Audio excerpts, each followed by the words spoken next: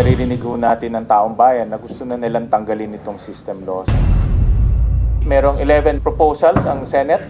Dalawa na lang, may majority na ng Senado. Hindi na kailangan nga magbotohan sa floor. Kukonsolidate na lang, pasado na. So, ang ibig sabihin, ganyang ka-intense na gustong tanggalin ng Senado ang system laws. Mayroon dalawang bagay dito, yung technical and non-technical. Yung non-technical, basically, ito yung mga jumper. Pwede natin sabihin, pag nanako ng kuryente, hindi rin natin pwedeng ipasa sa ating mga consumers. Dahil unang-una, hindi naman sila yung gumamit nitong kuryente na ito. Nakaw nga ito. Sino ba may kapangyarihan na babaan itong technical losses? Ang mayroong kapangyarihan yan ay yung mga distribution utilities.